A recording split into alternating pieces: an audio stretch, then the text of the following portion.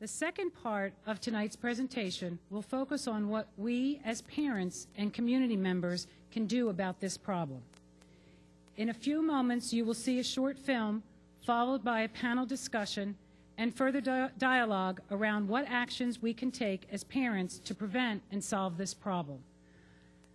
We will also be fortunate to have two other guest speakers. We've been very fortunate to work with Bill Keating, our Norfolk County District Attorney, who is joining us tonight, and he actually will be introducing our short film momentarily. The Norfolk County's DA's office, working with our police department, our wellness director, has been phenomenal in bringing you this program this evening. Also, you will notice that we have many high school students and faculty members who came tonight to show their commitment and support, and we think you'll quite enjoy tonight's program. So without further ado, I'd like to introduce Mr. Bill Keating, our Norfolk County District Attorney.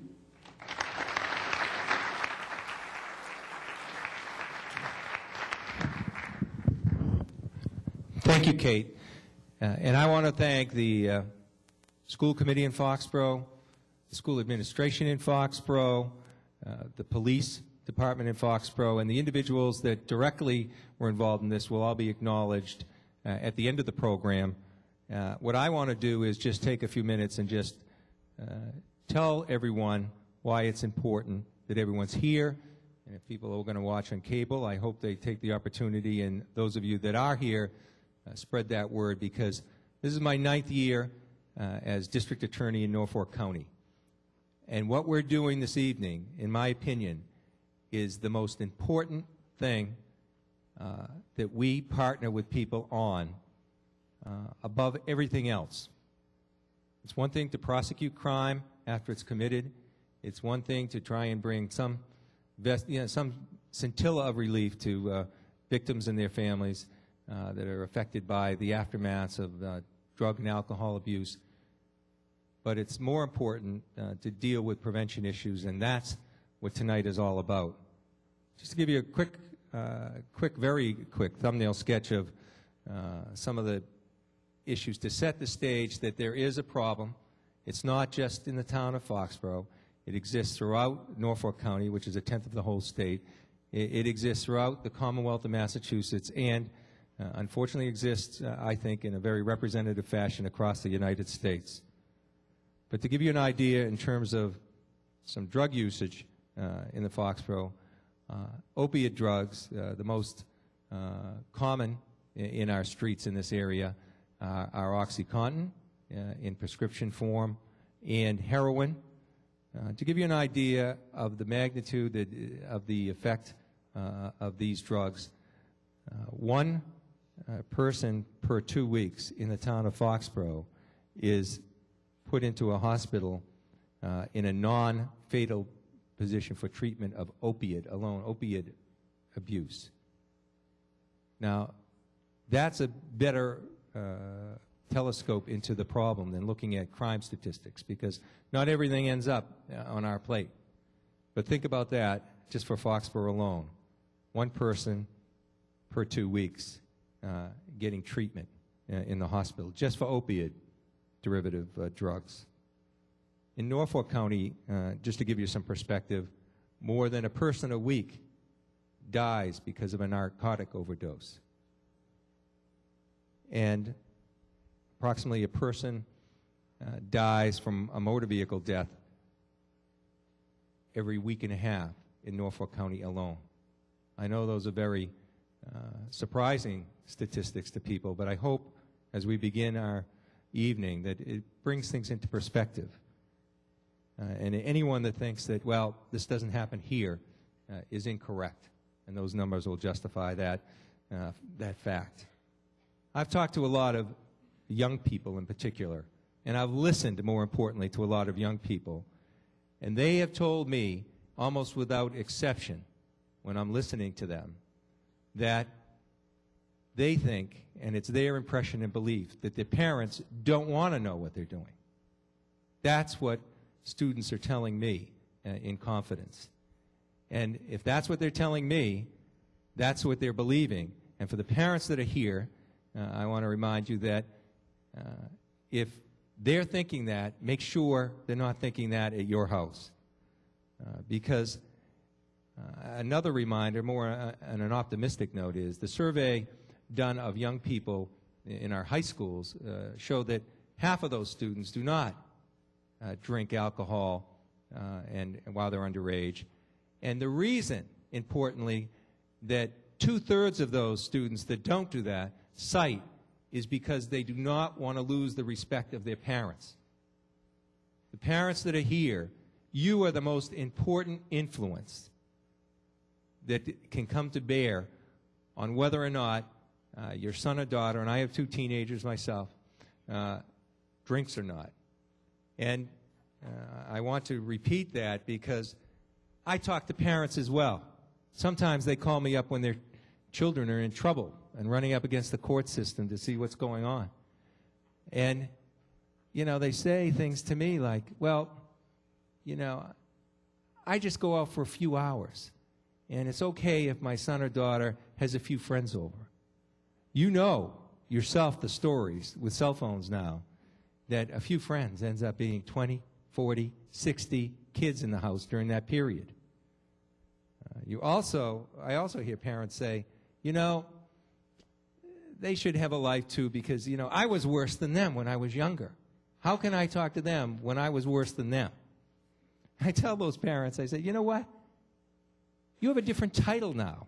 Your title isn't teenager back in the 60s or 70s. Your title is parent. That's your title. Don't think back and reflect what you did, because that's not going to help your son or daughter. You're supposed to be a parent that imparts some wisdom, and some of that wisdom may be learning the hard way in your own life, but imparting the wisdom on young people. And that's another thing I hear talking to parents. Remember that the #1 killer of young people in this age group we're talking about is through motor vehicle accidents, and the #1 reason for that is drinking.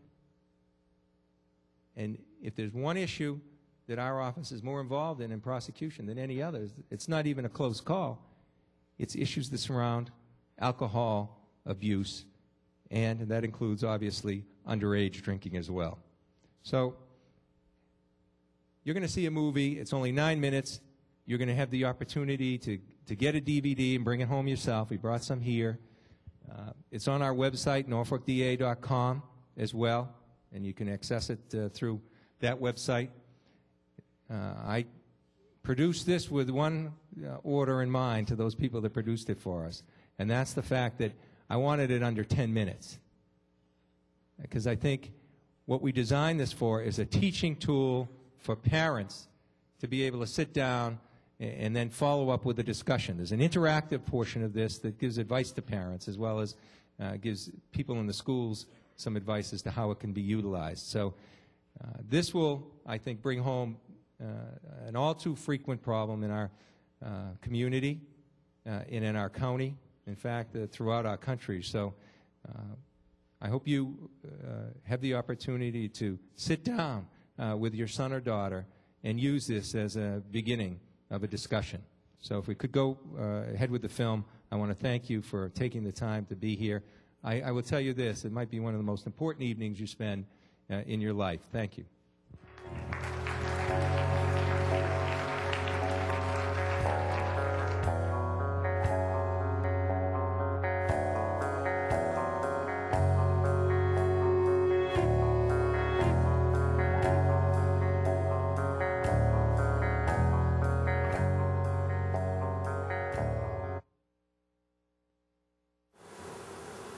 Your circumstances in life, decisions you make in life, they're going to decide your future. I thought nothing could happen to me. You know, we thought nothing could, we were invincible when we were young. We thought we had the world in the palm of our hands, nothing could take it away. And all it took was 1 second, and everything changed. 1 second, and everything changed. I don't know. Who's driving? and everything changed. Hey, come on, let's get out of here. Kids just want to get by. It's hard being a teenager. Why do I drink? Well, it helps me unwind. And I've been told I'm pretty funny when I'm drunk. Hey, man, came through. Yeah, I know. But what am I supposed to do? I'm having enough trouble fitting in. Nick's a jerk, but I don't want to be the only one here not drinking. I see lots of kids who start drinking because they think it's going to make it easier for them at a party. They're not going to feel so uptight. They're going to know what to say. They're going to be cool. What they're not realizing is that some of the really important things they need to learn as a teenager, which is how to deal with situations like that, they're not learning. They're getting by, and they're hurting themselves, putting themselves in a lot of danger.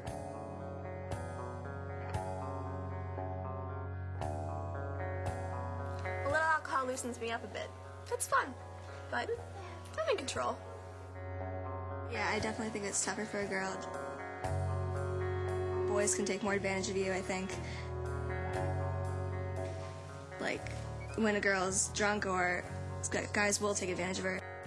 You lose all self-control, and there are just a lot of bad things that could happen to you because you're not thinking clearly.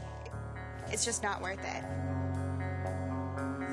All teens in Massachusetts are not doing drugs and alcohol. Most are not. I hate it when everyone thinks that every party teenagers go to, it involves drinking or drugs. If you want to, you can find alcohol, but not all of us want to. So don't believe drinking makes you cool. Every teenager in Massachusetts at some point is going to be at a party at somebody's house where there is going to be drinking and drugs. They're going to really have to make the right decision at a time when it's not easy to make the right decision. This is great. Janice is downstairs, drinking.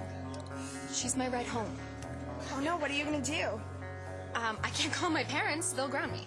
Parents and teens need to sit down and be very honest with each other about what's going on out there and the kinds of situations that every single teenager is going to face. A contract, a simple piece of paper, an agreement between you and your parents. The teenager and the parent sits down and they make a contract with each other, and they say, no matter what, if I'm ever in a situation where I think that I'm in danger, where somebody I'm supposed to get a ride home with might have had even one beer or a joint, I will call you. And no matter whether it's 2 o'clock in the morning or middle of the night, you'll come and get me. No questions asked. We can call my parents if we need to get picked up. I made a contract with them. It's a simple contract. Nobody has to end up across on the side of the road.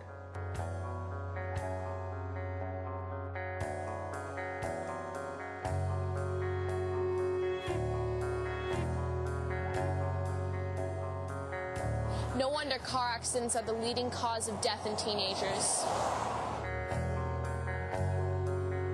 And each and every death was started with one stupid decision. Last year, who got hit by a drunk driver when she was walking home from school. He killed her, so. From my personal experiences, I have a relative who's pretty much brain dead now because of drinking. Even getting arrested. Like, I'd get killed by my parents if I got arrested. You always see videos like this, and, I'm never like, oh, that's never gonna happen to me, but it really does. It's pretty real. Yeah. It's not something you think about when you're going out on a Friday night. You're not thinking about killing your best friends. I thought nothing could happen to me. We thought nothing could. We were invincible. We were young. We thought we had the world in the palm of our hands. Nothing could take it away. And all it took was 1 second, and everything changed. You're gonna be out there. You're gonna be with your best friends, your girlfriends. You think that you have no effect on their lives. Even just the smallest decisions you make can impact so many people. I don't really go overboard or anything. I just have a couple, call it a night, It's not really a big deal.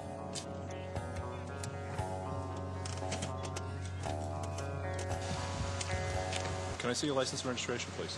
I was gonna head home. You're going to head home? Okay. I just had like a couple beers. Couple of beers? Yeah. I'm 18. You're 18? Yeah. Okay. You probably know already, you know, you shouldn't be having a couple of beers, right? Yes, sir. Okay.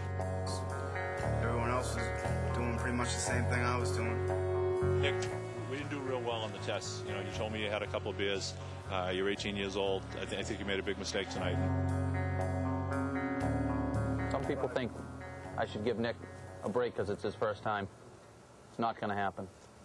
He needs to understand the consequences of drinking and driving. Being arrested, having a record, paying for legal fees are very mild consequences compared to the things that I've seen.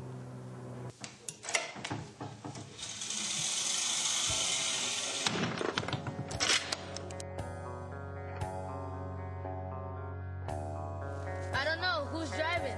I will. Damn it. I played soccer, I wrestled, and I played baseball. It was a weekend. We didn't have any cares, no worries about anything. Pretty ordinary. Everyone else was doing pretty much the same thing I was doing. And I hung out with all my friends, you know. I felt like I was just a normal teenager.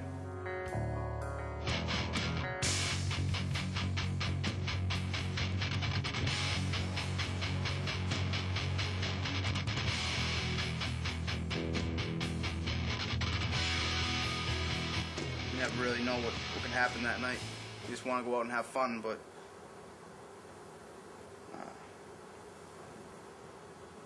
it's really not fun. And, you wake up in a hospital bed, and your parents have to tell you that you killed your best friends.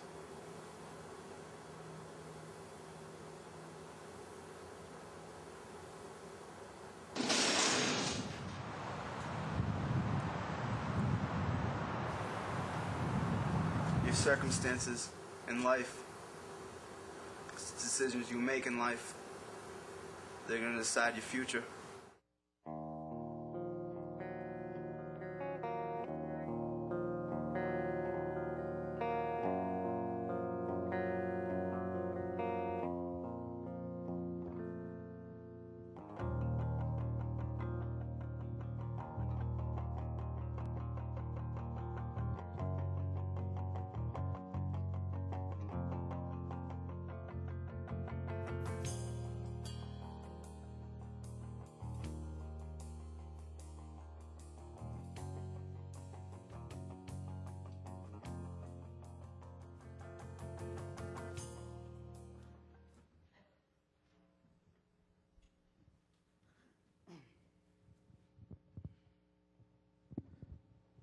Hi, my name is Corey, and that was me in that video you just watched. I'm just to say a few things before I get into the reason why I'm standing before you tonight. I just want to say this is the first time that I've spoke to a group of adults. My speech is usually geared towards students, so I'm pretty nervous tonight. Second, I just want to say that I'm not up here to tell you how to raise your children because I have no experience in that. What I am up here to do is to show you the consequences that might happen if your kids choose to make the decisions that I made with my life. I grew up in a small town. I grew up in Halifax. It's kind of like Foxborough. Growing up there wasn't a lot to do. When I was younger, I played a lot of sports. I hung out with my friends, and I didn't get into a lot of trouble. And it wasn't until 7th grade when my town went to a regional high school. I met a lot of different kids that were doing a lot of different things that what me and my friends were used to doing. And in 7th grade, That's when I tried marijuana for the first time, and I started to drink. How old are you in 7th grade? 12, 13, around that age. And when I think back on that's when I started to do that, I can't believe it. And the fact of the matter is that kids are starting to do it even younger now. 6th grade.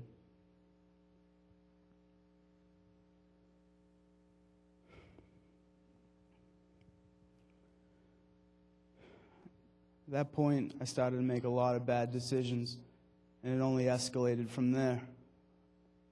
I got into high school, and I got my license, and at that point, I could do anything I wanted to, anytime I wanted to, with whoever I wanted to. My parents were so protective over me. My parents were always there for me. My dad was my baseball coach, my brother's baseball coach, my soccer coach. Both my parents were involved in the PTA. They did numerous things around town. They were always there for me and my brothers. No matter what we needed, all we had to do was ask them, and they would get it for us. Or they would help us with whatever we needed. But at that point, I just started lying to my parents because I was afraid of what they would think of me, like what was said earlier. And I just continued to lie to them, and if they knew what I was doing, I'm sure they would have stopped me. I know they would have stopped me. But I just lied to them. And it got to the point where I started drinking on the weekends. Then it became every weekend. Then it became school nights. I'd find any excuse just to go out and drink with my friends, watch a Red Sox game, watch a Bruins game. And I'd wake up for school the next day with a hangover and fall asleep during school. It just took over my life. My grades, the things that were supposed to be the most important thing to me. Oh, I didn't understand that. I didn't care, because I thought having fun with my friends at that time was the number one thing to do. Those sports I used to play, those things that were my life when I was younger, I still cared about them, but while I was in that Friday night game, under the lights, everybody was there. I was into that game, but I was still thinking about the party afterwards.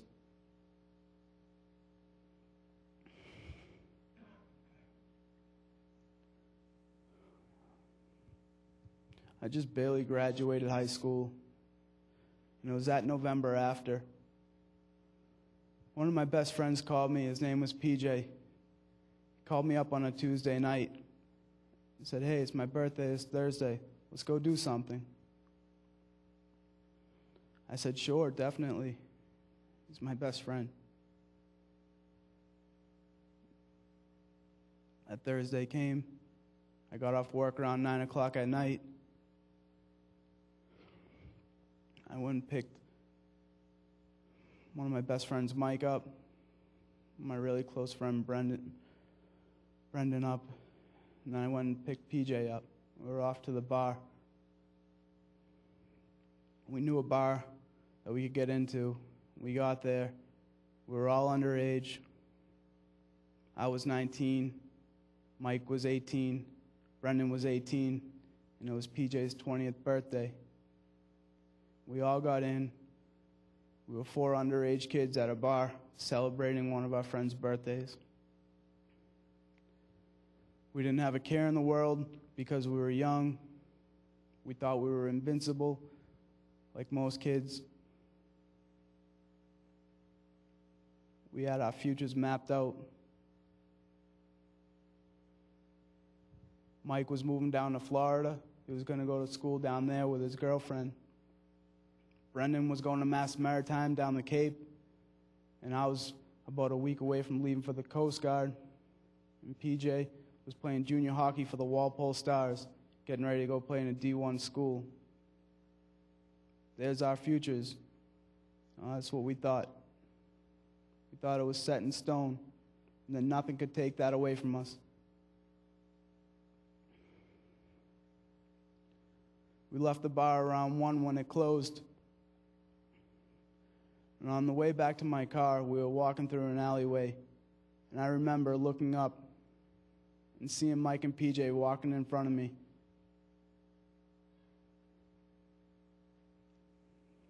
They were laughing. And to this day, I still don't know what they were laughing at, because that's the last memory I have of both of them. In an alleyway somewhere down in Providence, Rhode Island.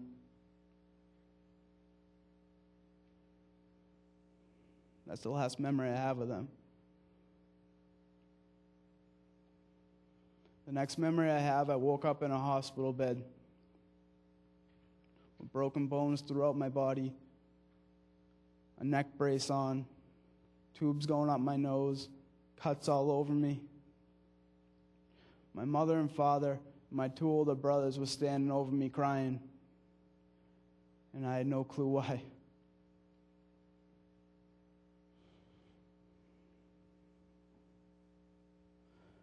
My mother had to come over, and she had to tell me that I was in a car crash. Then on the way home, I was speeding and driving recklessly. I lost control of my car on the highway right here in Foxborough. I crashed into a guardrail and my car flipped over. Me, Mike, and PJ, we got ejected from the car. My mother had to tell me that Mike and PJ didn't make it.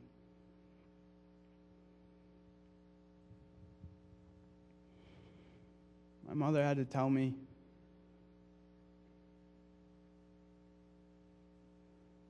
that 2 of my best friends were dead, and that I was the reason why.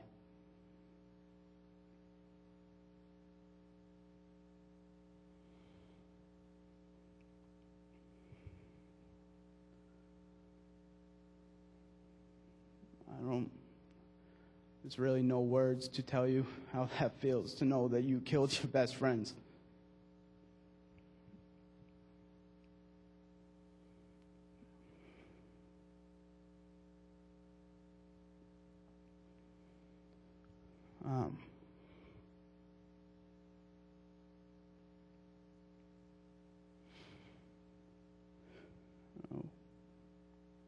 I took Mike and PJ from their parents.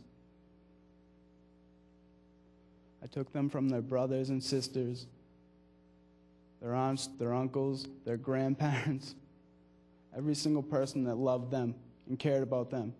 I took them away from them. All because I didn't want to stop and think what could happen that night.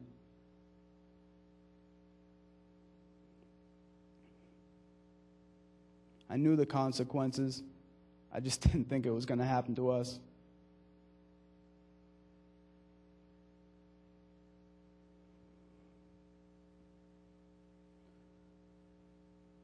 I've caused so much pain, more pain than I can even imagine. And you guys are here tonight because you guys care and love your kids.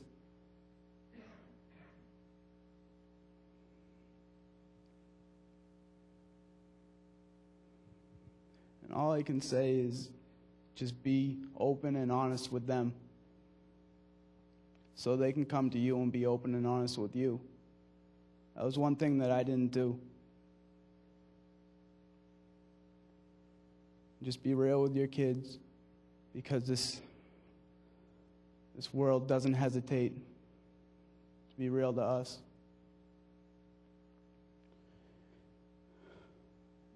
Mike and PJ, they were 2 of the best kids I ever knew. And I had a chance to meet a lot of your sons and daughters last month when I came here. And I realized that they are great kids too. And this world doesn't need to lose them. So just stay a positive influence in their lives. Thank you.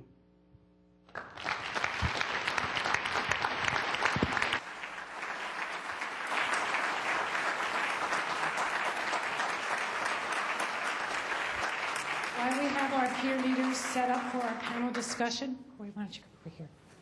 As Corey mentioned, he delivered a very wonderful assembly here at Foxborough High School. Every senior and junior came to hear Corey speak in February. And it is our plan that all of the sophomores and freshmen will also see him, will hear him speak later next month.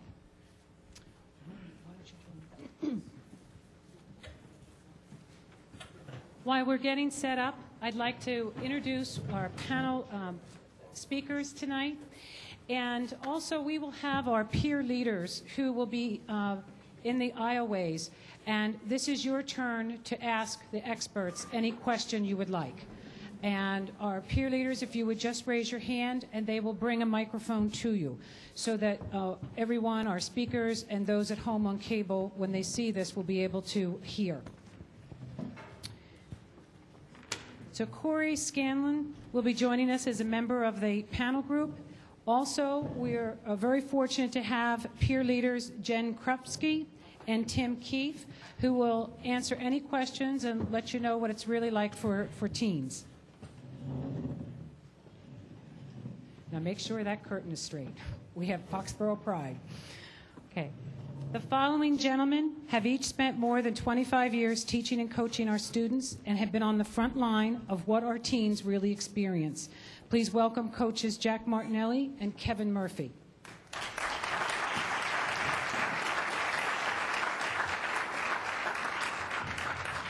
Please welcome Chief O'Leary, who has worked tirelessly in partnership with Foxborough Public Schools to bring appropriate alcohol and drug education programs to our children.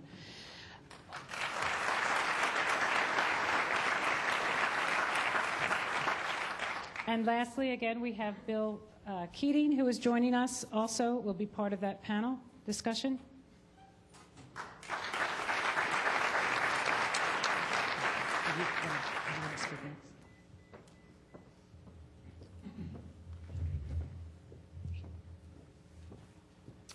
Okay, and while our peer leaders are getting ready, and I'm sure you have many questions that you want to formulate, we're going to throw one out to get started, and we'll go right down our panel. The film states that 50% of Massachusetts students use alcohol or drugs. Surveys of our students confirm this. We're going to go down the panel. We'd like to ask, what can you tell us about alcohol and drug uses among students in our town? And I'd like to start first with our peer leaders, and we've got a good lineup there. Okay, we'll just carry on down. We'll let you begin. Again, if you raise your hand, our peer leaders will bring you a microphone so that you can have all of your questions answered. Hi, I'm Kevin Murphy. I'm also the peer leader advisor as well as the wellness coordinator.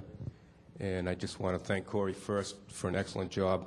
I don't think any of us can say anything that's going to have more impact tonight than what he said. 50%, as Bill said, 50% of the kids don't drink, so I think that's positive that we want to take out of tonight.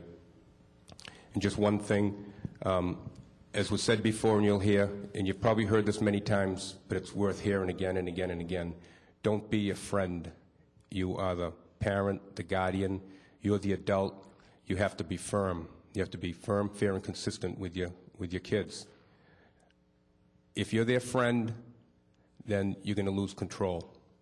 They don't want you to be their friend. They need limits, and they expect limits. So you have to give them limits. You have to tell them you care about them, and you have to tell them you love them. I don't know how many kids that we've had in our office, Jack and I, Jack Martinelli. We have hundreds of kids coming through our gym every day, and you get to know the kids pretty well. And they come to you and they talk to you about what's going on at home, on weekends. I've had kids tell me before. I had one particular kid tell me recently that my father told me he wished he never had me. This particular boy right now he's doing better, but he's seeing counseling, as you can imagine, and he has a problem. So don't take things for granted. Let your kids know how much you love them. Jen Krupski? Thank you. The statistic says that there's 50% of people that don't drink, but sometimes being in high school, that percentage seems a lot smaller. On the weekends, sometimes it seems like there's 2% that aren't drinking, but the reality is like that's not really true. If you want to find places where people aren't drinking, you can find them. It's all about the decisions that you make, and you can definitely meet the right people where you don't feel pressured to do anything illegal.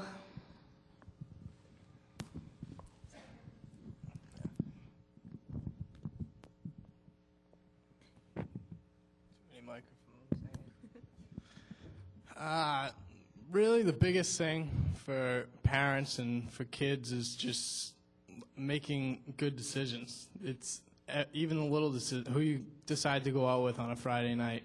It seems like something small. You might just go out with a couple friends, but kids have to just realize that there are other things to do than go out and drink, because not everyone's drinking. And parents have to kind of give kids an alternative. They have to, sometimes you might have to say, oh, all right, you can have your friends come over here and hang out, and you have to trust your kids enough to know that they're not going to be down in the basement drinking. And it's really just a trust thing that you have to have with your kids. Just pass the same one down. I'm not that familiar with Foxborough and what's going on here, but it's just like, I've been told that it's just like my high school and what the kids are doing when I was in high school, and I'm not far from that, so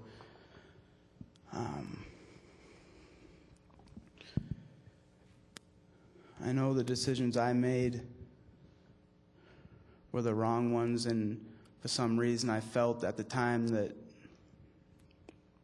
they were right, that's the path that, you know, that was the most fun and meant something to me. But I wish I could take every single one of those nights back and,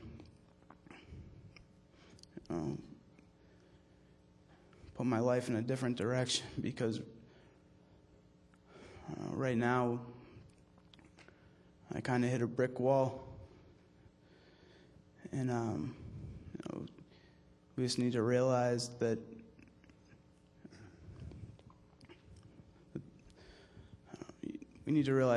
these kids, underage drinking has been going on forever, and you know, we can take methods. We can have like DARE programs to lower the percent of kids that are drinking, but it's still going to happen, and kids are going to experiment, and they're going to try new things.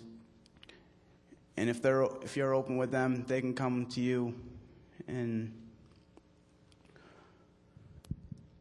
hopefully through that you guys as parents can change their decisions that they're going to be making. Well, I wish I really had a simple answer for everyone, but I don't. And I do know that being a parent is probably the most difficult job there is in the United States of America. What I see happening with kids is it's a social outlet. It's a very easy way to make friends and build relationships.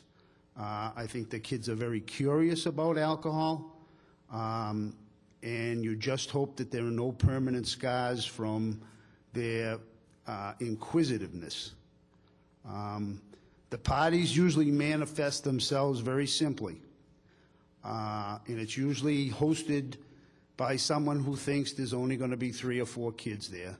But as Mr. Keating had alluded to earlier, through technology, the cell phone hustles up about 40 to 50 kids in a heartbeat. And it's manifested itself over the last 100 years, the same thing. What I see different is that there are more females that drink now, and no longer is it a game of hiding in the woods so the police can't catch you running through the woods and escaping. These parties are now in the comfort of their own home. And I really don't have the answer, other than, I guess, as parents, myself included, you have to be more vigilant on where your kids are on Fridays and Saturdays. Kate mentioned that she wanted the opinions of experts, and I think our peer leaders might be experts, but I don't feel like an expert as a parent. I feel as vulnerable as any parent sitting out there because it's very difficult, and there are no experts. I think it is important. The issue of trust was brought up.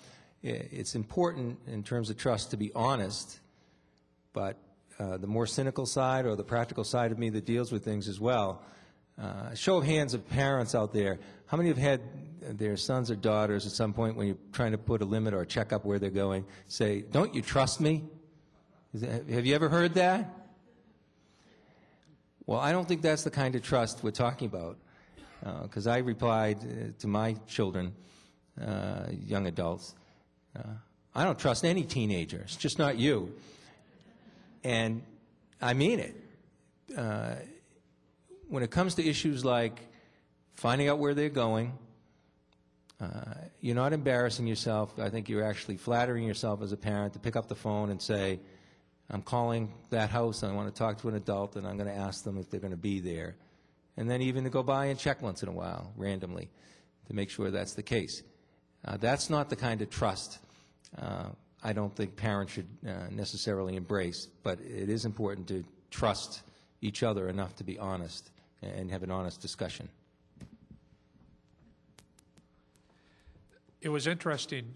Before the program began, I was talking to a parent that was involved in the Youth Coalition back in the late 1990s, and we were talking about our children and what they tell us. And we were talking about, well, do they ever tell us the truth? And as I'm listening and watching the presentation that Corey made, very often our children have a tendency to tell us what we want them to say, what we want them to be doing, and we're not really listening. And as Bill said, there's no licensure when you become a parent.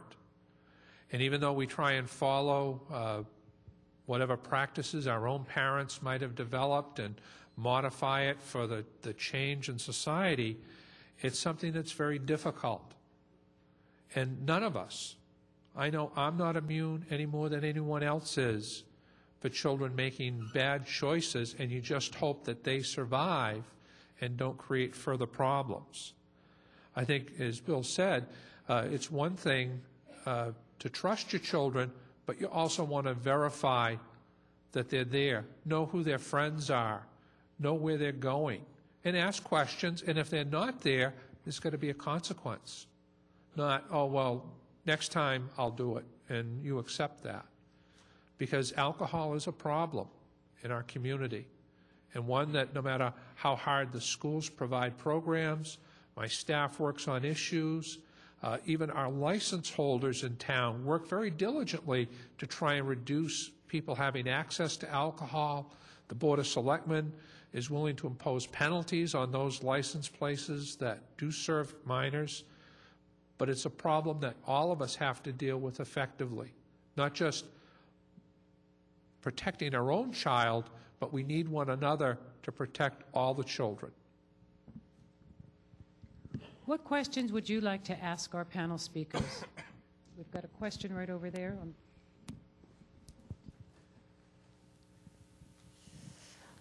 Hi. I have 5 kids, one that graduated last year, one that's a freshman, and the rest are in lower school. I made the mistake of trusting the one that graduated last year and believing that she was not drinking and doing those kinds of things. And I guess I was naive. Now I'm to the point where my son, I want to trust him, but I'm doubting myself. And he doesn't really have one set of friends. He bounces around from one group to another group to another. What advice and what can I look for to not make the same mistakes that I made with my eldest? What you can do is, anytime your son leaves the house or your younger kids, just find out what they're doing, find out who they're going out with, know their friends, know just where they're going, when they're going to be home, how they're getting from point A to point B, and just really you have to know the friends and know what the friends are all about. If they're kids that you're reading about in the police log every week, then maybe you say, hey, that's not a real good decision. But just really just pay attention and know if he's going out to this house with these kids that there might be some trouble there and might be a decision you want to rethink.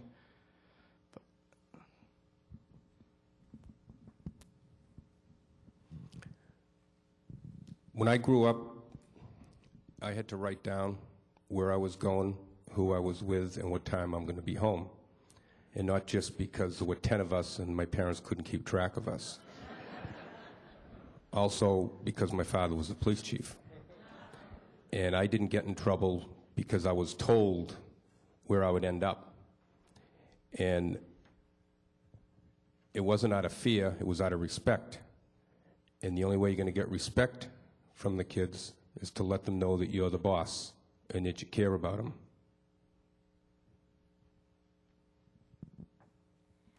As far as the trust issue goes, it's sort of tough when you've learned from one kid that, like, maybe you can't always trust what they're saying, but just, like, over time, if you stay involved, I think you'll get to learn more, like, what type of kid you have and if they can be trusted. Like, if they've had no reason to lie to you before, you don't want them to resent you for, like, you know, how much you've been, like, nagging at them or anything, but you do want to stay involved. Like, you have to sort of walk the line sometimes between being a friend and just saying, like, okay, go out and have fun, and being the adult and saying, okay, when are you coming home, who are you with, and how are you getting there, which is probably the most important.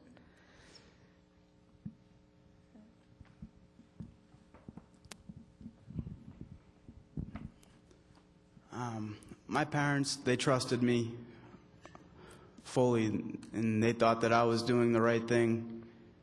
And when I was just lying to them all the time, I would be at a party, I would go outside, and I would have my cell phone, and I would call them in a quiet area and tell them that I was sleeping at someone else's house.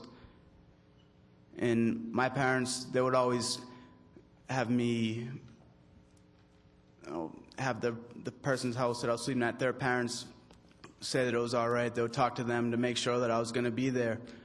But they got to the point where they just trusted me so much that they didn't go to that measure. And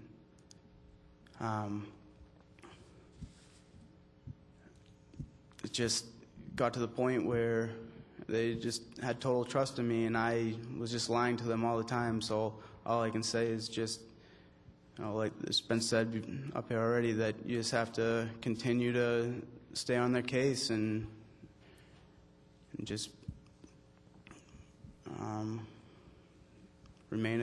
have a close relationship with them. I think it's a very difficult concept for teenagers to understand why their parents want to know who they're hanging around with. And I think kids take an offense if you as a parent say, well, he's not a good kid or she's not a good kid, or you shouldn't be going there. But I think it's probably the best route to take.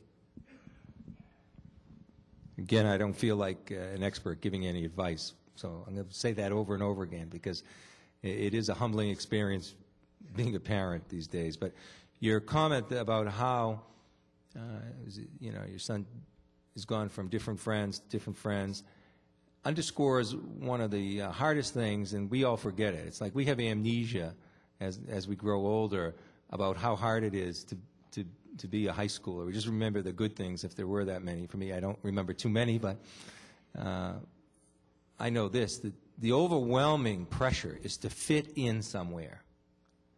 And it's not that easy. Some kids that are jocks and things, it's easier maybe for them to fit in to different groups. It's very hard, and there's enormous pressure to fit in. And in that sense, it's something to be sensitive to as a parent. A couple of other issues that just were mentioned in terms of I think Corey mentioned it in terms of, say he was staying over a friend's house. I sort of believe don't change the rules in the middle of the game. If you're having a sleepover, check that out, make sure someone's home, and that's the deal. If they're somewhere and then they say, hey, I'm going to sleep over, that's changing the rules in the middle of the game. And sometimes that's a red flag to watch out for. I know that that's something that I look at. Why, if you're going to make plans, make them ahead of time and have them, as Chief O'Leary said, be validated or verified. But when the rules change and there's a change of plans in the middle, that should be a red flag, I think. And then on the nights that people come home, as hard as it is after a long day, I always think it's a good idea to be up to greet them and not have them just sort of sneak up the stairs or get in. But have them know when they go out and they're coming back that you're going to be in their face to greet them and inquire thoughtfully what a wonderful night you hope they had. And I think engaging in that kind of face-to-face discussion might be very revealing too.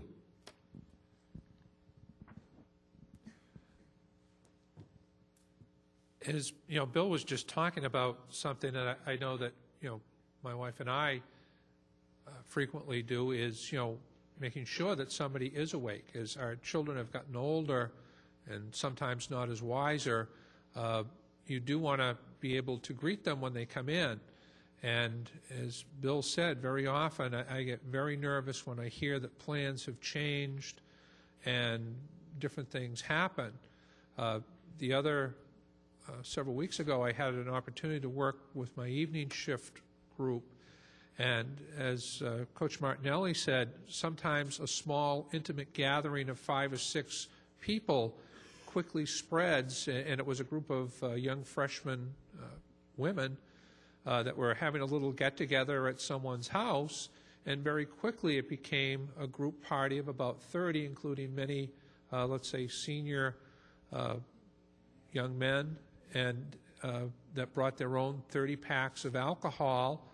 And thankfully, a neighbor saw that something was wrong and contacted us, and people were blitzing out all over through the woods, and we were able to make contact with the parents of the young people that were supposed to be at the party. So everything ended up okay. But sometimes with those parties, they don't end up okay. People get hurt, there are fights. We've assisted the fire service at alcohol poisoning cases.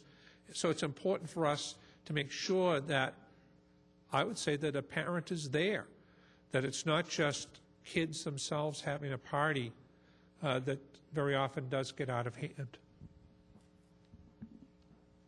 Okay, if I may. Also, while we're getting ready for the next question, we prepared a handout, many handouts, but there's one specifically that's called the Safe Home Pledge, and you might find that very useful. And just to follow up, if I may, I'd like to ask our 2 peer leaders. One of the, in addition to filing the flight plan and trust but verify, it says parents talk to parents so that they understand what the ground rules are. We want to give independence and respect and trust to our kids, yet what is that appropriate level of involvement? I would love to hear from our peer leaders, as I think that might be a relevant question for our audience. Yeah, I was just listening to the other panel members, and I don't want you guys to go out and cancel all the sleepovers. No, you're coming home now. I don't know, it has to start earlier than having a senior in high school and suddenly saying, okay, you're not going to sleep over at people's houses. I'm going to call the parents every time. It's got to be something that starts young so your kid understands from the very beginning that you have to be where you say you're going to be, and you have to be home when you say you're going to be home. Parents should also understand that plans do change, and sometimes it's not always because something is up. Kids are whimsical, and sometimes, things just happen, and we're like, oh, we don't want to go bowling anymore. We're going to go ice skating, and I don't know, it's not always it's hard to, you have to, this is where it comes to not turning your head the other way. You have to understand what type of kid you have. You need to be able to read your kid, and that comes early, in middle school, elementary school, just knowing what type of kid you have and if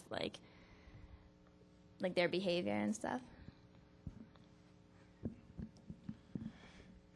I would almost think if your kid has never given you a reason not to trust them, then you don't need to be going to the extremes. You don't need to be calling, checking up every 5 minutes on them. You might, if you know the place that the kids are going, if you know the family, you know that they probably aren't going to let their kids have a big party, then you don't need to call them every time they go out. But just pay attention. And if your kids have been constantly in trouble, constantly doing things wrong, then that's when you really need to tighten up the security. But you don't have to be on their back. You don't have to follow them everywhere they go. Just once in a while, give them a call, say, hey, where are you? Just make sure you can have that level of trust that you need to have with your kids. Our next question, do we have other questions that you'd like to have our panel speakers address? Got one over here and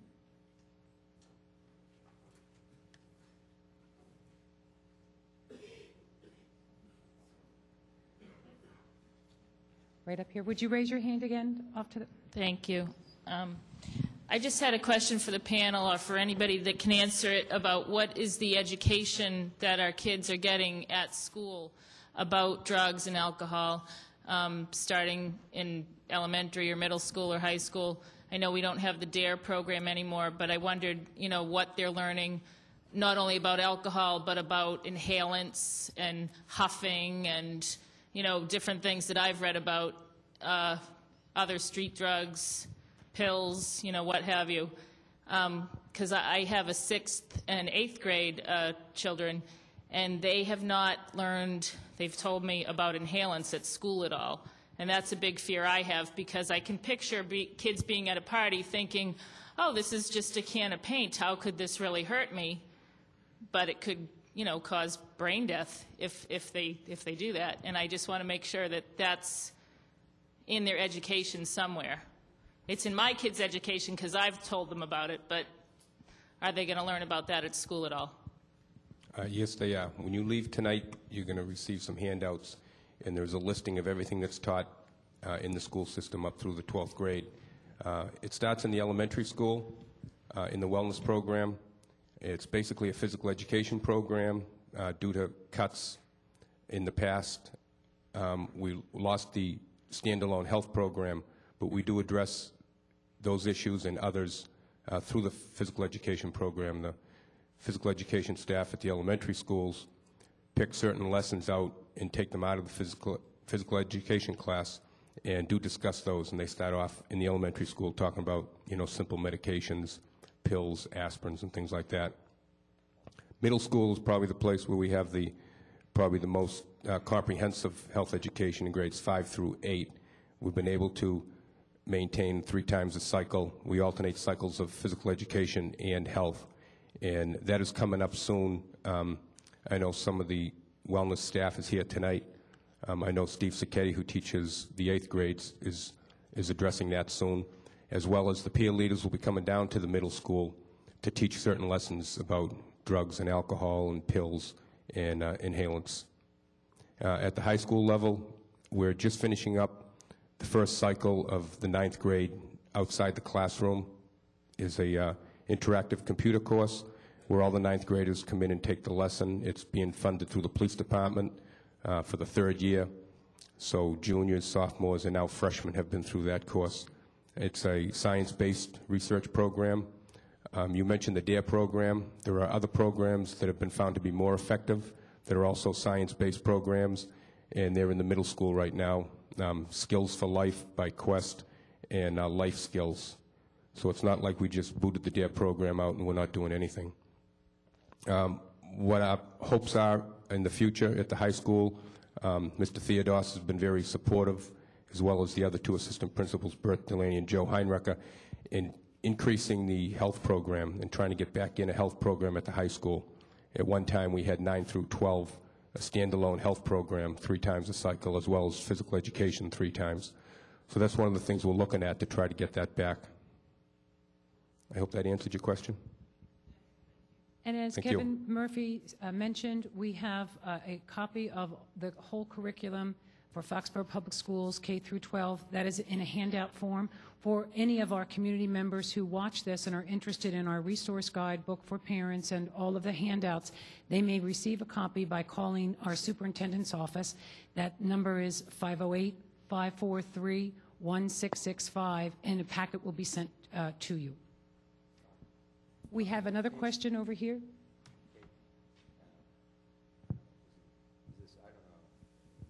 We need to pass down them. Yeah, it works.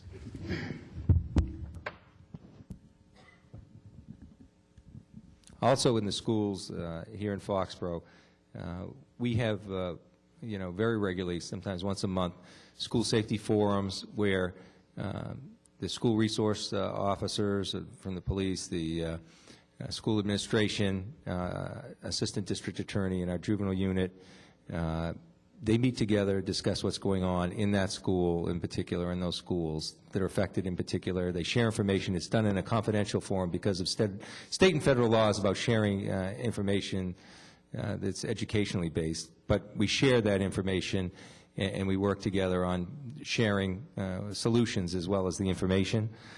We have responsible decision-making programs that the school has embraced here, and among other things, we work in the Norfolk School Partnership, and probably our most regular and active participant is Kevin, so we want to thank him for that.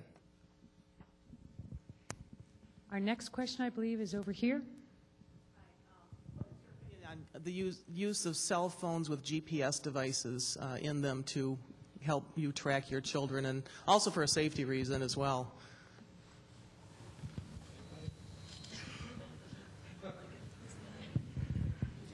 We're hearing from the students first. From my standpoint, maybe it's not the best thing. Not every kid wants their parents to know what they're doing every second of the day. I don't necessarily want my parents having a GPS on me, but it could be helpful. It'll help you if, I guess, if you don't trust that your kids are doing what they say they're doing, then sure, why not? But I hope my parents aren't watching this saying that I'm going to get one, but yeah, I don't know.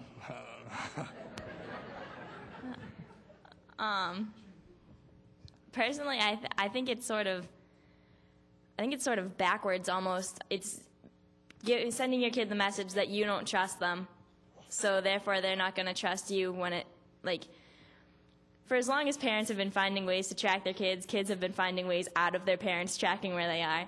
So you don't want it to turn into, your kid calling up their best friend and being like, hey, look, can I leave my cell phone at your house? And if my mom calls, just cover for me, if she notices that I've been here for 18 hours and haven't moved my position. I just think it's, if you've established any respect with your kid, it's almost along the lines of disrespectful, I think. It can be good in some situations, but for the most part, I'd say it's sort of an extreme measure. I think it's a pretty good idea.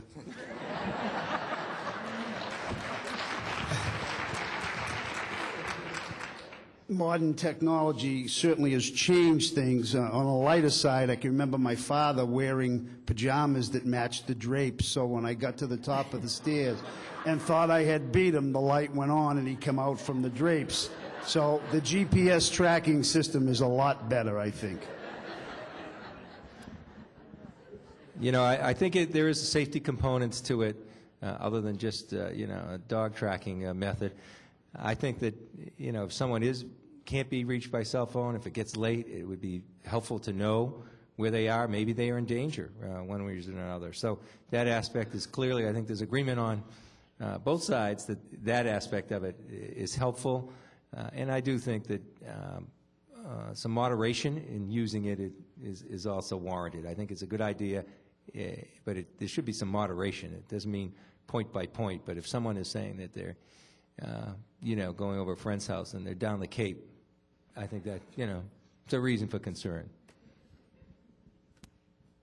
one of the things that is sort of a trigger for anxiety on my part is when I know some of my children have a cell phone that is being used constantly, because I pay the bill, so I know how frequently they go over their minutes. But more importantly, when they don't answer and it goes to voicemail, and you know they're not at the movies, then to my way of thinking, what's going on? As a parent, that bothers me, so we usually end up having a more frank discussion, because if they have the cell phone, and we're trying to call them, we want to be able to talk to them. And I get very suspicious, I guess, because of my profession, when they don't answer and you get the voicemail, "I'll get back to you," really doesn't reinforce your feeling of confidence. Okay.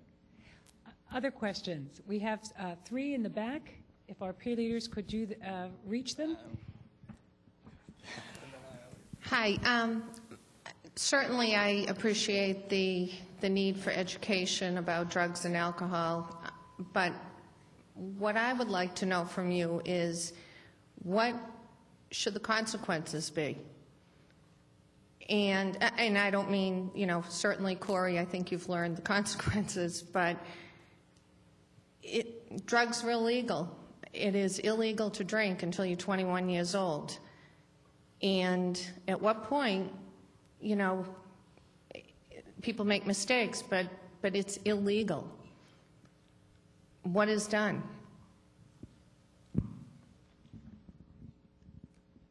I'm not sure how to answer that question for you, but I look at it this way. The use of alcohol and drugs usually doesn't take place from Monday to Friday. It's usually Saturday and Sunday or Friday night. Our jurisdiction as teachers or coaches has a beginning and an end. I can tell you from a coaching perspective, and my biggest fear is not losing a kid during the week in a practice or in a game on Friday night or Saturday afternoon. It's that dreadful phone call on Saturday or Sunday where it's kind of out of our control, that one of the kids got into trouble or this went on or there was a party. So I don't know where the punishment has to begin and where it has to end. That's a very fine line. It's difficult, but there's one part of the film that you saw, I think, that bears some consideration, and that's if there's that contract that's there, and you get a call from your son or daughter, and they don't want to drive home with someone that's been drinking, and you pick them up, whether it's 1 or 2 in the morning, and they've trusted you that much. Bear in mind that you have to, again, have some flexibility. I mean, if you have that contract and they're trusting you and they're in that situation, and it's a worse and more serious situation to drive with someone drunk or someone who's been drinking in that car, I think you have to bear that in mind, that they trusted you enough in that instance to call them. And in that instance, if they had been drinking, I think you have to bear in mind that that took a lot for them to call you, and there was a greater safety issue. So it gets complicated. There's no set rules, and you have to look at it issue by issue. And I think that just use your good common sense on an issue-by-issue basis. With regard to a consequence, certainly my staff is not averse to taking people into custody, having them go to, whether it's juvenile court if they're under 17 or adult court for possession of alcohol or other drugs. Sometimes officers use discretion and have the parent pick them up at the station, and we summons the individual. And I think the district attorney will share with you, if you wanted, the high percentage of cases that are developed because the officers are enforcing the law. We also have an attempt to notify parents so that they're aware of what the situation is. It's much harder at times as a parent to enforce a consequence. And if you've told your child X is going to happen if you're brought home by the police or you're arrested, that you can't use the car, you can't go out with your friends for a period of time, and if that doesn't happen, for whatever reason, and we can rationalize our behavior much like our children can, then a message is sent. Well, man, that wasn't too bad. Yeah, I was grounded, and there was a little yelling drama in the kitchen when I got home. But if there's no follow-up and no consequence, then it's lost its message that the behavior will be repeated. Jen and Tim, not to put you on the spot, but we'd love to hear from you about consequences as well. On consequences, the worst consequence that I had to go through happened that night when my mother told me that I was the reason why Mike and PJ were dead. And there's no greater consequence than that. Through the legal system, my consequence was that I had to serve 4 years in jail. I served 2 years of that, and I don't know if that was long enough. I don't know. I didn't want to be in jail. But I knew I had to be there because I knew I broke the law. And there's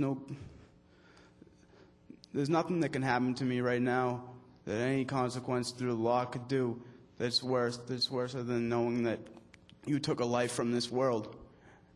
And when you're out there, when kids are drinking on the weekend, they're not out there with a random person that they don't know. They're with their best friends. They're with their boyfriends. They're with their girlfriends. And that's the consequence, is that you might lose them. In hindsight, Corey, is there anything you describe loving, caring parents who did trust you? In hindsight, is there anything that they could have done that would have found out what you would have told them what you were doing, and any consequence that they could have delivered that would have stopped you?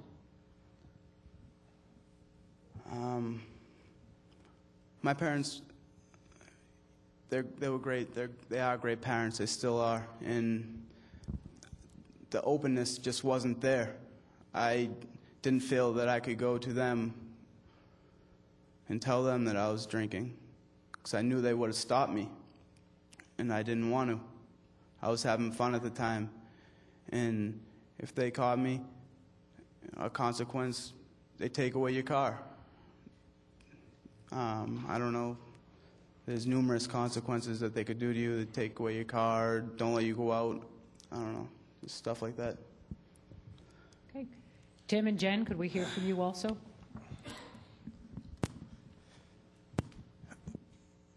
Kids kind of know what their punishment's going to be.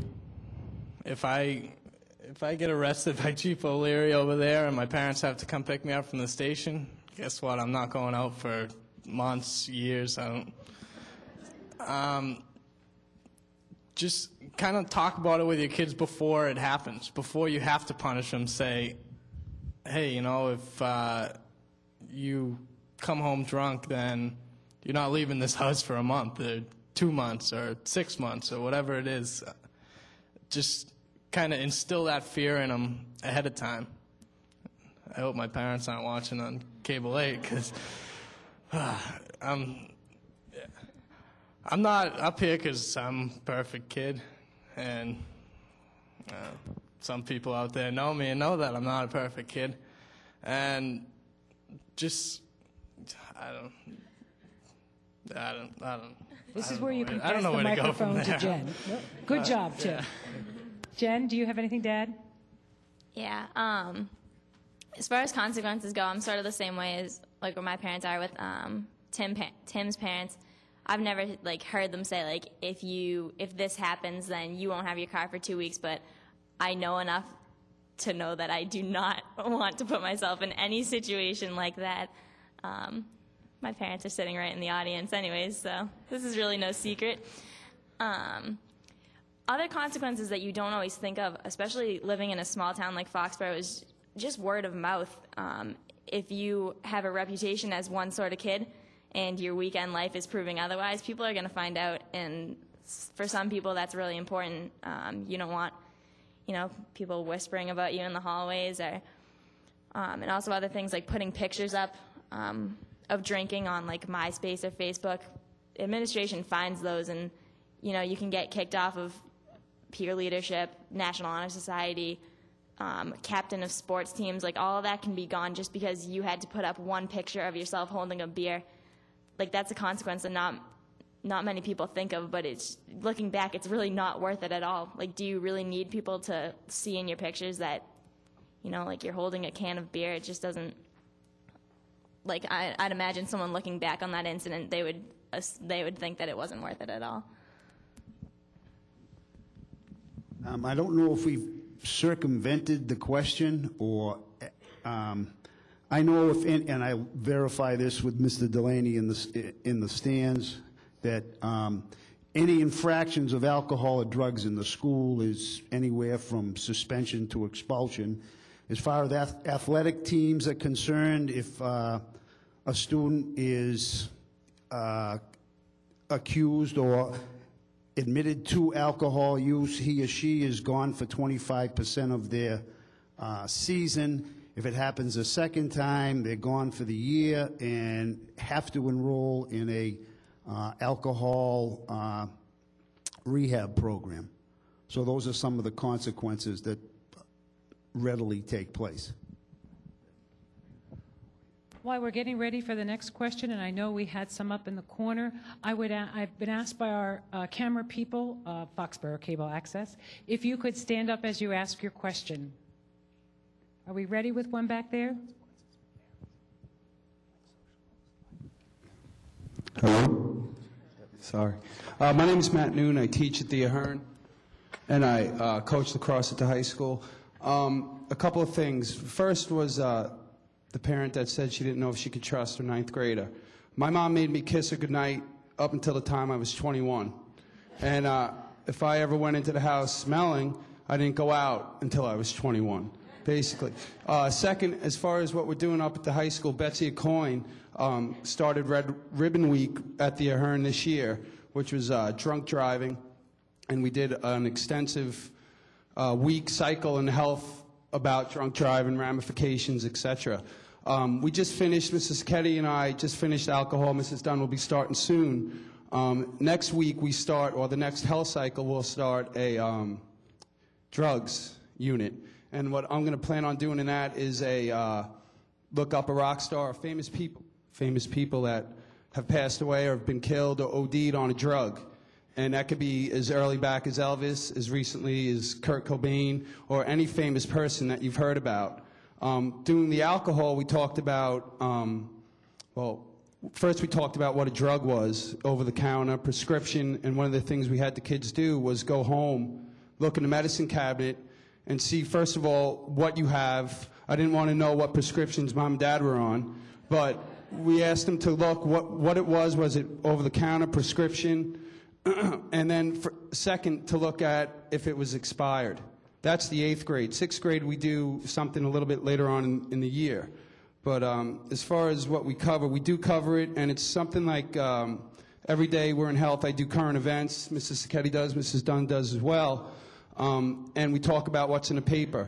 And it's constantly in the paper about kids driving, drunk, arrests, people getting arrested.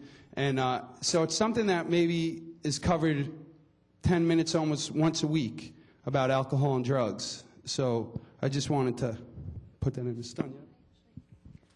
While we're on this and getting set up, oh, go ahead, I'm sorry. I'm Mrs. Dunn.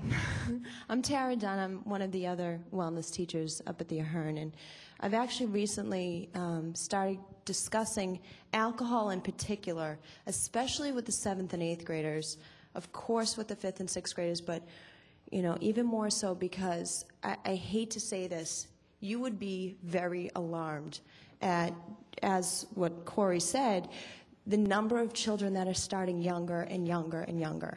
I constantly, I have a trust thing in my classroom where I said, we don't name names, we don't do anything like that, but can you please tell me, because it helps us from a teaching perspective, who has been exposed to alcohol in a social setting, not mom and dad having a beer on a Friday night type of thing.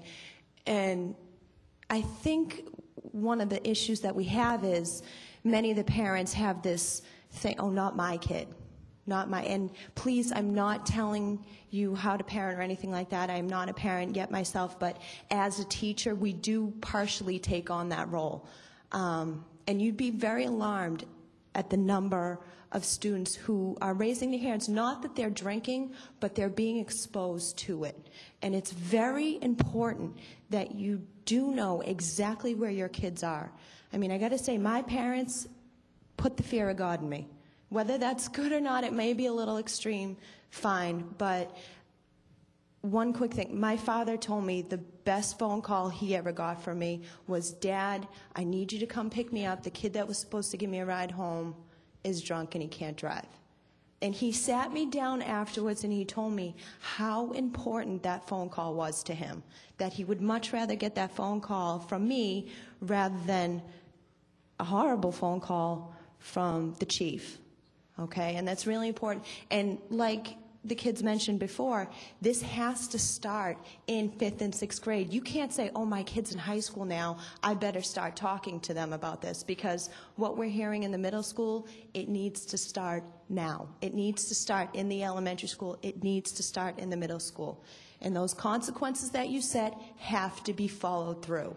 I'm hearing way too many stories with these kids in middle school saying, yeah, I got grounded, but my parents got over it. I'm just grounded for a weekend. And they let them off the hook, all right? You got to set them, and you got to follow through with them.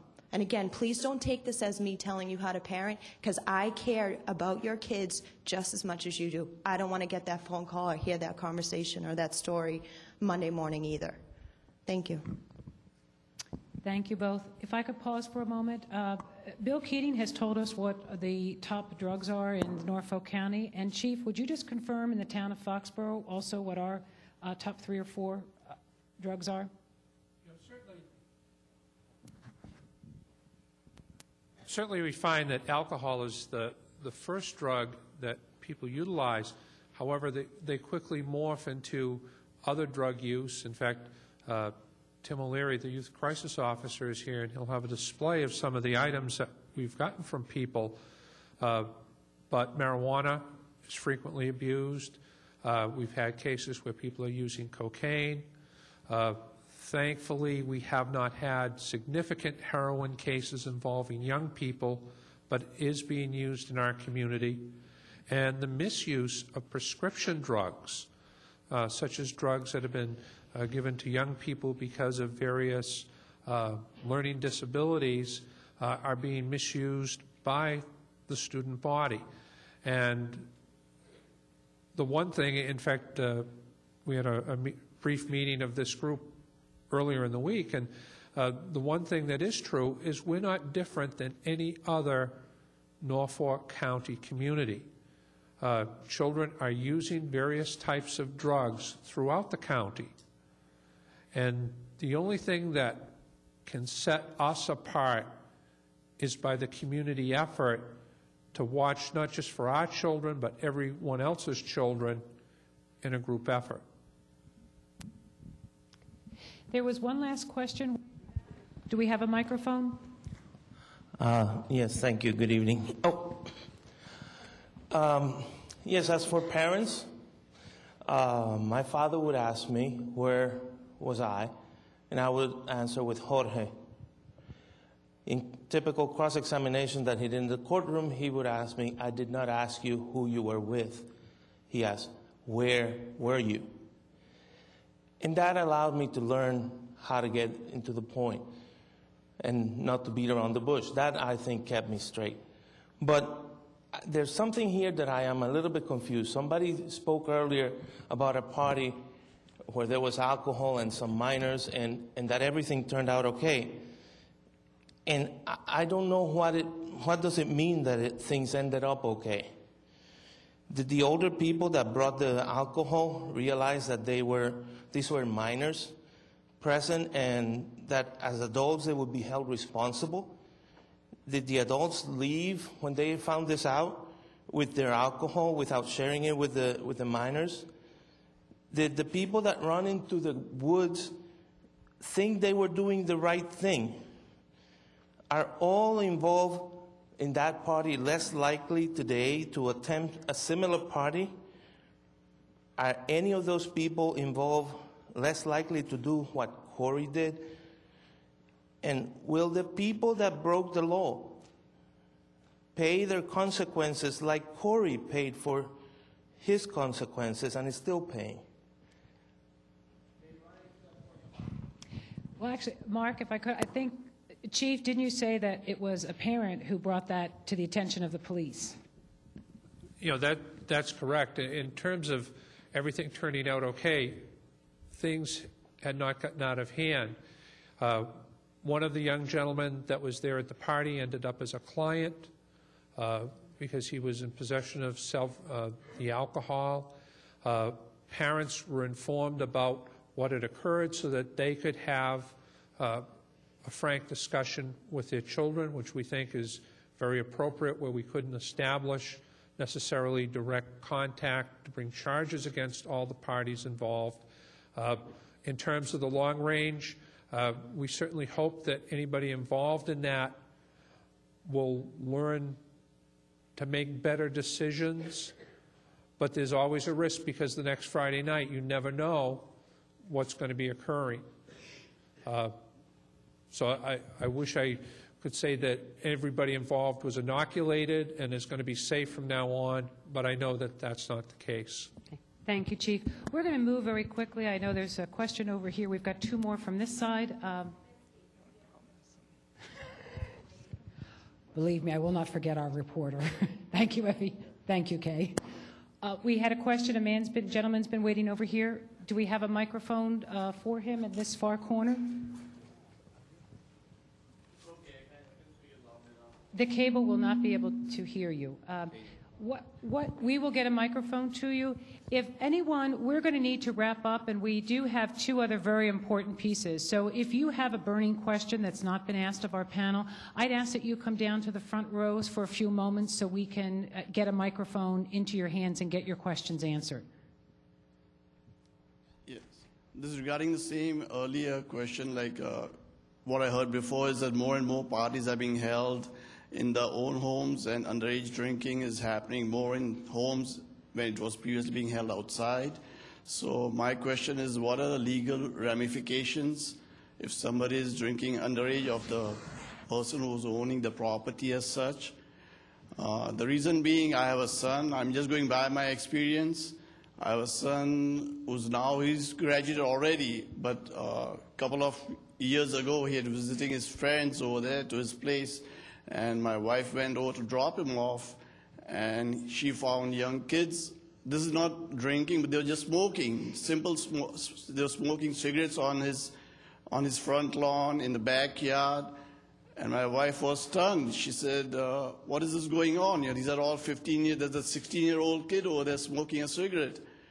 And the person replied, "It's my friend, my son's friend's father. He's an adult." And he replied, "That's none of my business. I'm not here to babysit all of these kids over here." And they were smoking in his own property. They were all underage. They were all 16-year-olds. And my wife was shocked and said, "Are you not responsible because this is your property? Won't you be able to tell them no?" And he said, "I'm not here to babysit them."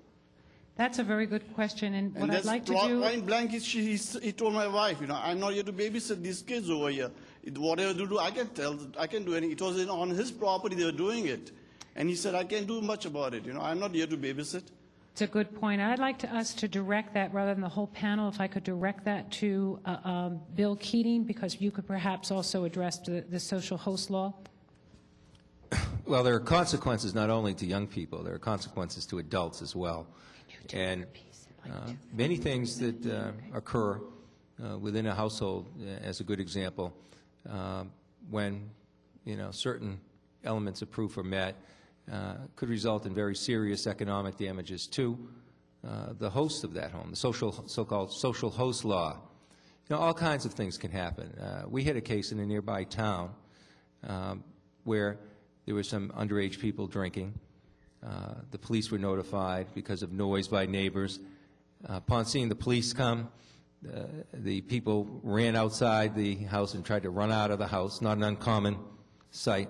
In this instance, there was a fence in the backyard, and one of the young people there caught his leg on that fence, fell and broke his neck, and will never walk again the rest of his life. And these are true stories. I could go on and on with things that you would never anticipate occurring when these situations are allowed to happen. So there are serious civil ramifications to allowing this to occur in your home and being responsible for those consequences. There's also, on the other side of the ledger, more attention by police. I don't know if the chief wants to address this too, on running a disorderly household. I know that local law enforcement are thinking of implementing this kind of law more frequently and having more attention focused on it. So there are consequences for adults too, and I think that's important, and it was an important question. Certainly in other communities as well as ours, there have been situations where parents knew or should have known about what was going on, and to the point that we've had discussions with the district attorney's office, as he mentioned, about actually starting a civil forfeiture hearing against somebody that would allow parties to take place. And thankfully, because of that potential threat, the person decided that she would not do it, and more fortunately, I think, for our community, moved. But there are certain issues that I would not feel badly if we end up charging a parent if they were allowing young people to drink alcohol on the property, that they would find themselves in court. Because, again, the idea is prevention here and early intervention so we don't have a tragic situation happen. Evie, would you like to? I taught in another town that was rather ahead of Foxborough in a way. We had these problems 10 years ago, and parents had cocktail parties for the kids before the prom. And I don't know if that goes on here for sure, but it probably does. And the other thing is, a crowd comes to the house, we take the keys so the kids are safe. And they stay the night, and they've got all the keys. What do you do about parents like that? I mean, that's irresponsible, illegal. Have you run into it? And if you have, what do you do about it? Maybe I shouldn't ask it. I actually had a parent that came in when I had first became chief. The parent was having a graduation party and wanted to hire a police officer to help her supervise the underage drinking that was going to take place. And she couldn't understand why I was, number one, I guess I was naive and shocked, but she couldn't grasp the fact that you can't guarantee that the child might be giving you one key, but he still has another one. And if he wakes up after a short nap, after being drinking all night, he might get into that car and unfortunately hit an innocent person coming home. And those are issues that we've had to address here in Foxborough. In a few weeks, we're going to be having a prom contract signing. And that came about because of some issues of young people showing up at our prom, having alcohol with them and being intoxicated. And the schools have taken a very firm stance on that. So there are significant consequences that are enforced. And thankfully, I think some of those outrageous things that we will read about in the Herald or the Globe hopefully won't be taking place here. If I may, we've got a question over here, and if our peer leaders could come down to the people who are in front, and we are going to be able to about answer two, 3 more questions.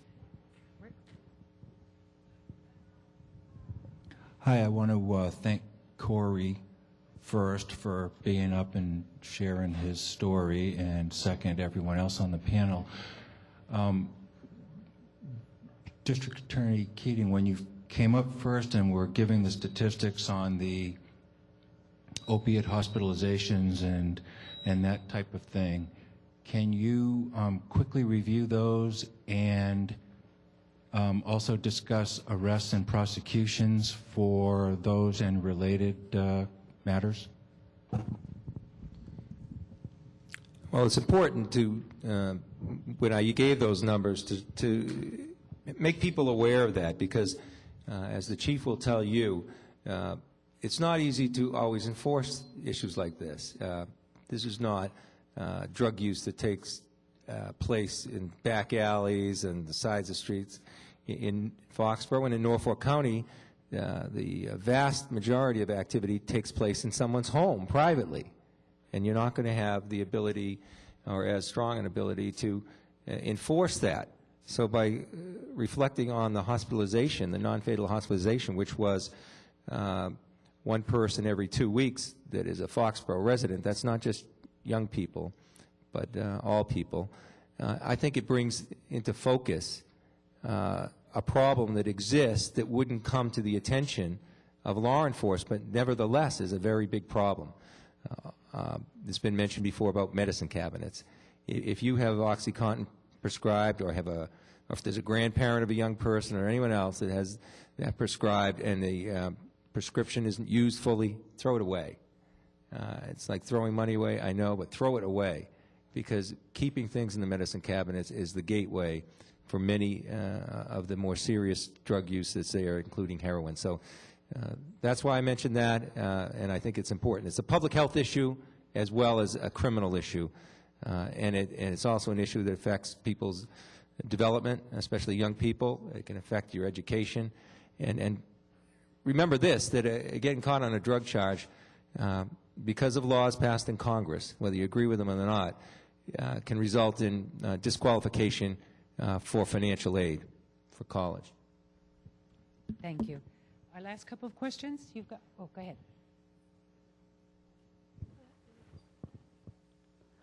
My question was just, it seemed like most of the statistics were relevant to Massachusetts or after the fact in terms of when kids are getting caught. And I'm not aware of this, and so you can tell me if this is already going on. Has Foxborough taken the initiative to do a survey of its school in its totality, either with the youth risk behavior survey, to then use that to assess whether or not our school programs are being effective, if there's been a change in Foxborough over the years? I'm going to direct that to Mr. Kevin Murphy, because the answer is yes. But Kevin will explain it much better than I could.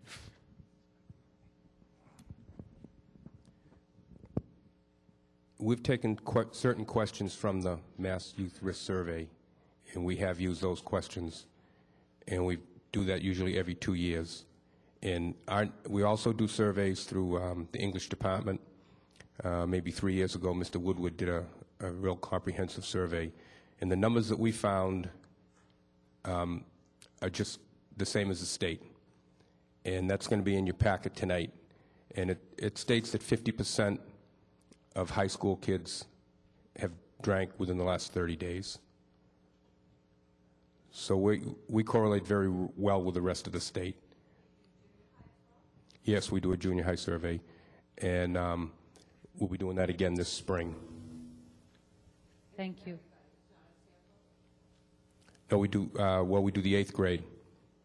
It's kind of like the MCAS. You do the 8th grade, we do the 10th grade. We did the seniors a couple years ago. We have time for the last 2 questions in front. There was one over here. Okay. First of all, I want to comment on what Mr. Murphy said when he said that he grew up the way he did because out of respect for his father versus fear. I think that's very important, that we as adults need to remember, parents and adults, we need to remember that we love our children and we love their friends, but we're not their friends. And I think it starts as simple as not allowing them to call us by our first names. When I walked in here tonight, several young men who are friends and classmates of my son and kids that I coached over the years when they approached me, they all called me Mr. Seuss and shook my hand, and that meant a lot to me. That showed respect, and that in turn, I have respect for them. Okay, so I think that's important, and we need to remember that. My question would be about the drugs. I know alcohol's a big problem, and our town does a lot with the bars and the package stores, and we have sting operations and stuff. My concern is what are we doing to crack down on the drugs? Because I think the accessibility to drugs is too prevalent. I think it's too easy, and there's dealers in this town that I think are laughing in the face of all of us. We're going to have law enforcement answer that one. Oh, great. I'm getting this by default. But the issue with marijuana is it's very accessible, unless this town's different than any other town in our county. It's very easy to get. Some students will say it's easier to get in some instances than alcohol. And so, and some people that are driving age think it's less detectable, which is not true. And the chief will tell you that when they're driving. But marijuana is very accessible. Alcohol is very accessible, despite our best efforts. The Youth Behavior Risk Survey that was referenced said in Massachusetts, the same here, that young people start drinking illegally on average. Now, the average, so it's likely half the people are younger than this, at the age of 12 in Massachusetts. So that's why we're focusing on the middle school. That's why Foxborough schools are focusing on the middle school. But you can bet that, and pills are very accessible initially through medicine cabinets. And so we can do some things about that. The thing we're doing tonight is more important because I think it's going to be very difficult to significantly affect supply of marijuana or alcohol. So education remains the best attack mechanism for that, and parents remain the best vehicle for that. Thank you. Our last question down here. First of all, I want to thank everybody for tonight. This was a wonderful event for us parents. Looking around, though, I think it's the preacher talking to the choir, because I see an awful lot of good parents in the room. And not that the parents at home aren't good, but how do we get them involved? How do we get our friends, our children's friends' parents involved as we are? I called a few of my friends today and said, come on, let's go down. My kids think that I'm overreacting when I tell them that there is a lot of drinking in the schools and a lot of drugs. And I personally don't think that the communication is great within the paper to the town. Last week, Walpole had the front page about girls getting caught drinking. I never see that in the Foxborough papers. And for me and my kids, I think that would be better for lessons learned than putting it under the rug. I'm not sure, Chief, one of my kids told me there was a girl that was caught giving out Ritalin at school. Do these things happen? Are we just hearing them and not seeing them in the paper? You know, certainly when I want to find out what's happening at the high school on the underground, I can now always ask my niece. She seems to have a better handle on things and what I think is happening. But we are having cases that are being made. Very often, if it involves a juvenile, those cases aren't necessarily reported in the paper because we bring the person to juvenile court and there are heightened privacy issues that we're dealing with. And in terms of where stories are placed in the newspaper, thankfully that is not my responsibility, but rests with the editor that tries, I think, to put a balanced thing. I'm not so much an advocate that we're going to make every arrest a front-page story. I'm more concerned that we don't have a front-page story about somebody being killed or dying of alcohol poisoning. Those are the stories I'd like to have this group prevent. And, Tim, were you going to add on to that?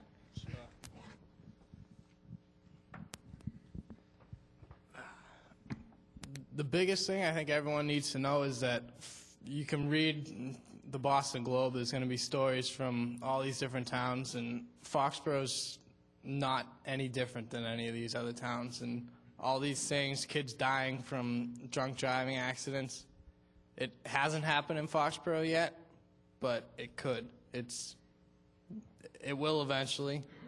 It's just, yeah. It happened to Corey. I've spoken with Corey a number of times now, and he's a good kid. It's not just the troublemaking kids that get in trouble that do these things. It's all the kids. It's not just Foxborough. It's a nationwide epidemic. It's just something you need to kind of open your eyes for. Kids, we all think we're invincible. I'm sure you all did when you were our age too, and you just need to, in my opinion, the biggest point is the drinking and driving issue, and you just really need to hammer that home with your kids. Just make sure they know if they're drinking, if they call you, maybe you don't let them off with nothing because they're still drinking. It's breaking the rules, but they have to know that they can call you, and that's the biggest thing. Drinking and driving, we don't want to have one of our classmates die. We don't want to open the paper in the Foxborough Reporter. We don't want to see that stuff. We don't want to see someone died. So, yeah, that's the biggest thing, I think. Just Foxborough's not any different than any other town, and all this stuff could happen. That's just the biggest thing we all need to know. And that's a great way to sum up. We haven't answered questions. Because it's you, Betsy, absolutely. I just want to say that I really don't think the kids in Foxborough have a fear of getting caught.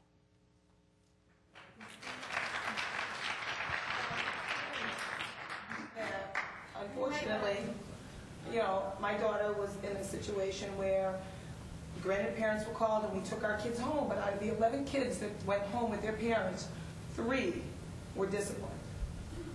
And I just don't think that it does any good to let them go home to their parents because their parents aren't doing anything. I would rather see them all be arrested and have whatever you do to a juvenile, but I really think that we're not doing any justice because there's no severity to, and I don't know, maybe you guys can say whether kids are afraid or not in Foxborough of drinking, because I don't think there is a big fear of getting caught and having any serious consequences. Betsy, and that's an excellent point.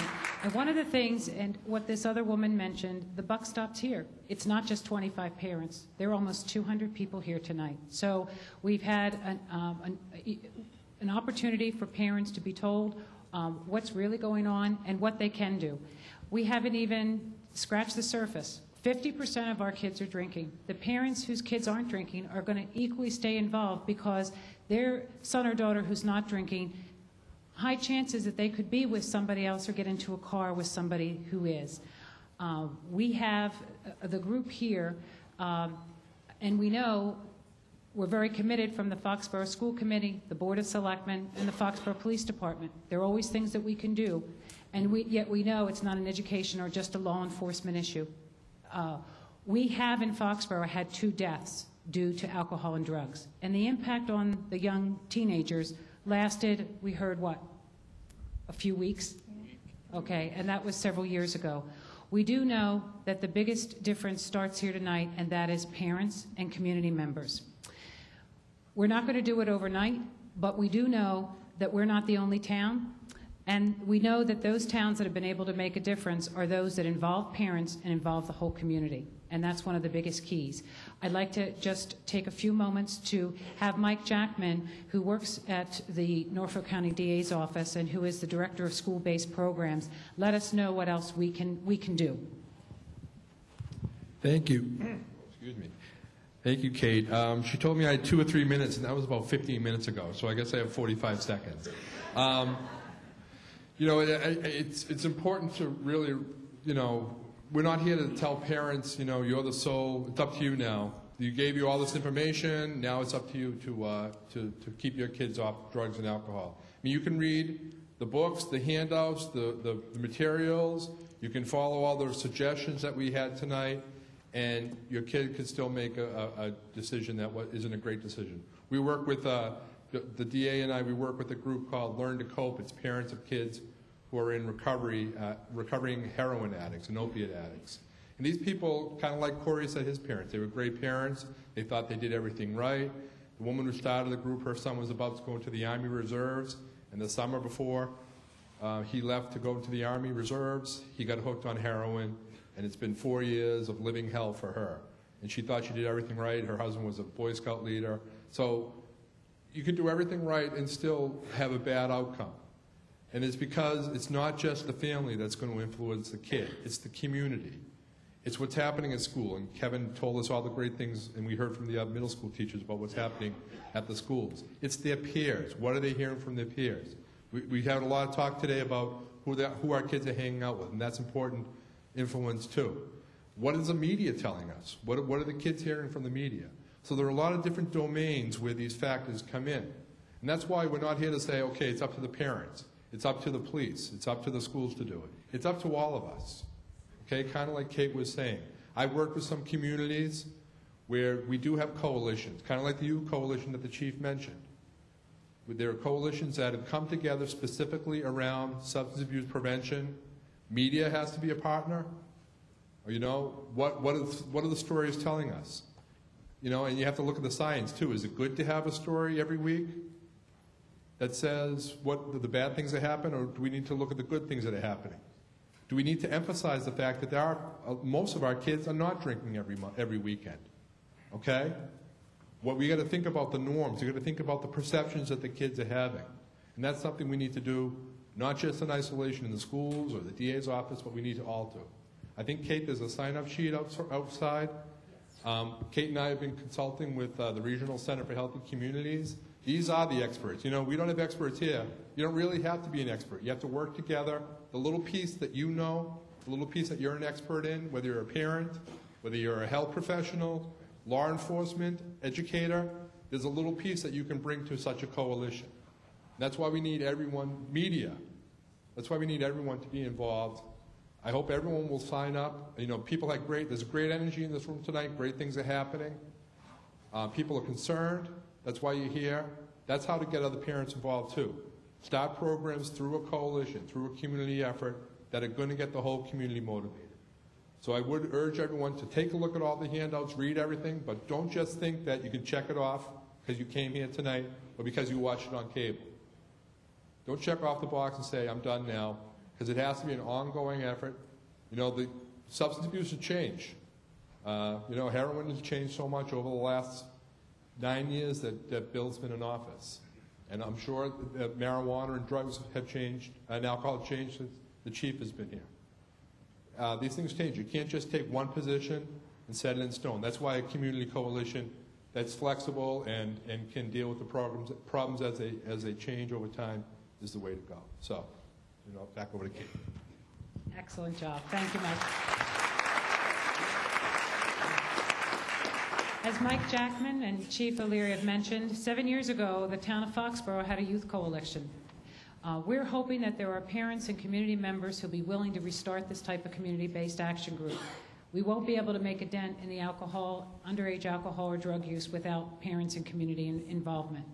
We're looking for some individuals to step forward to participate and/or chair such a group for Foxborough. There is also some money available that the Youth Coalition will use to assist in the startup effort. We'd like to ask you to join us in the lobby. Our speakers will make themselves available. Officer Tim O'Leary has put up a display and exhibit, which is very important for parents. Recently saw it, and I thought, being a product of the 60s or 70s, or that I was familiar with drug paraphernalia, I was clueless to what these kids use today. It is all disposable. It's disposable drug paraphernalia. We parents need to know that. But at any rate, we do have, and we want you to know how hard a number of people have worked. We've mentioned some. We'd like to thank also Jen Contos, Foxborough High School senior, and Mr. Jerry Roy, who designed the cover to our Parents Resource Guide, and also Paul Jackson for not only publishing this guide, but ensuring that it went on our website. So that will be there. Click on the Foxborough website and go to under the high school, you will see an alcohol and drug resource. Also like to thank Dr. Jan Norton and Mr. Jeff Theodos, who gave their support as well as hosting our forum. Chris Kelly, another Foxborough High School student, we'd like to thank him for his technical assistance and the great job, as always, done by Foxborough Cable Access. You will be able to view this film later next week on Channel 12. To our speakers, Jan Krusky, Tim Keefe, and all of the student peer leaders who've done just a wonderful job tonight. And they're the group that we do want to focus on, because that's the 50% who, in fact, we need to celebrate and support for not drinking or using drugs.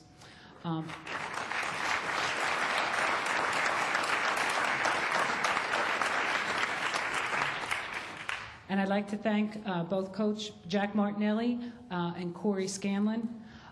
Also, again, Bill Keaty, Mike Jackman, and the work that the Norfolk County District Attorney's Office does and continues to do with us.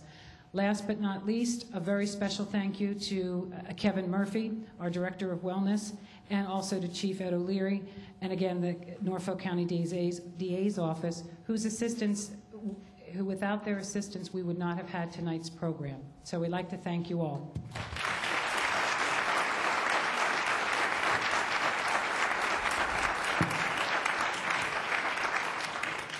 We have cookies. The peer leaders have saved them for you. So please grab them, see the exhibit, and talk with our speakers. Thank you.